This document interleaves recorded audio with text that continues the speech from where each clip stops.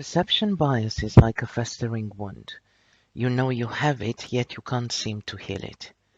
You read tons and tons of books and articles on how not to pass judgment on others without knowing their story, and on how not to dismiss someone because they do not look, talk, dress like you. Yet all that reading and agreeing with what you read doesn't seem to translate into your actual circumstances.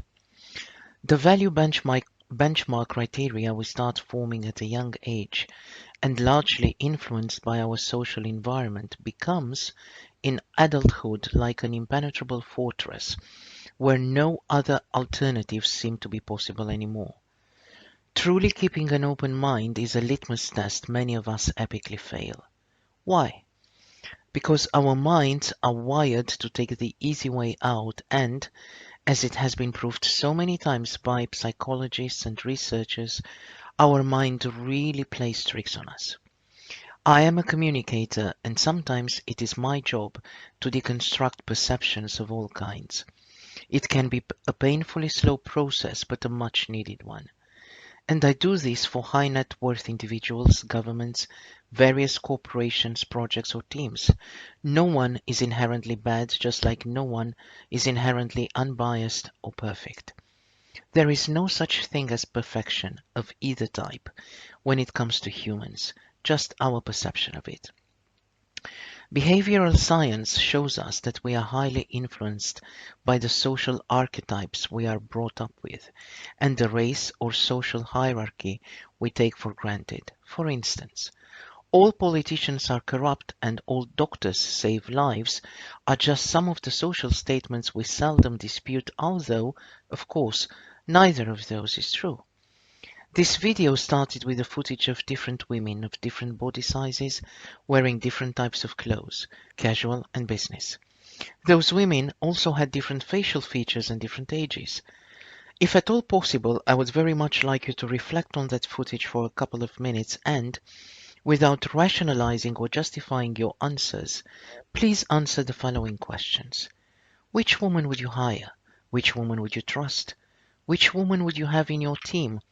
Which woman would you coach or mentor?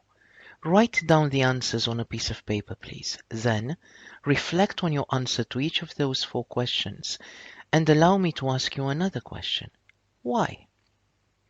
Write down your justification for each of the choices you made. Then my last question to you is this. How do you know?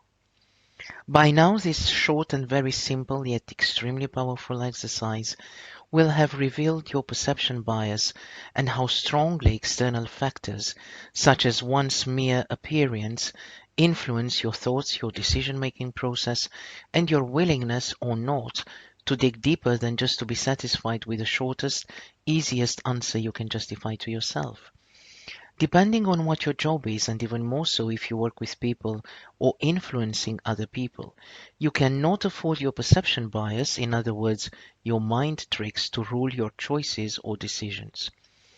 In the world of smoke and mirrors, largely employed by government politics, international relations, and not only, appearance plays a very important role, and many of the players use it consciously to their own advantage to convey a message.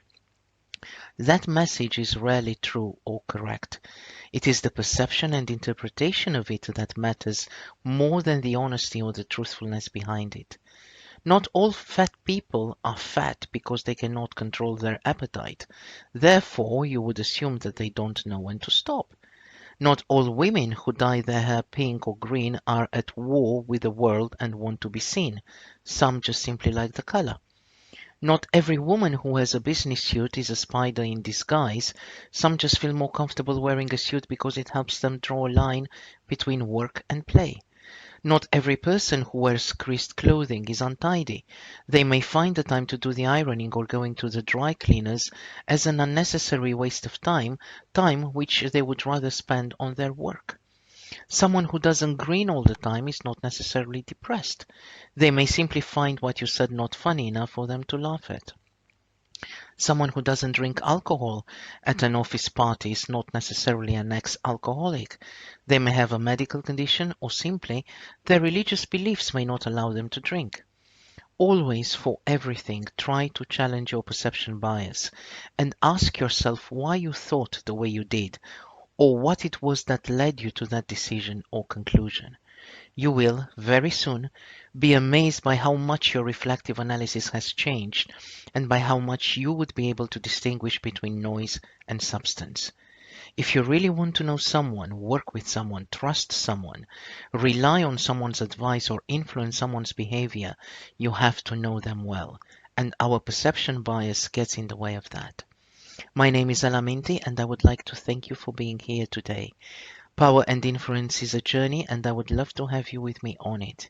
If you enjoyed this video, please remember to subscribe to this channel. Also, please do leave your thoughts, views, and comments below.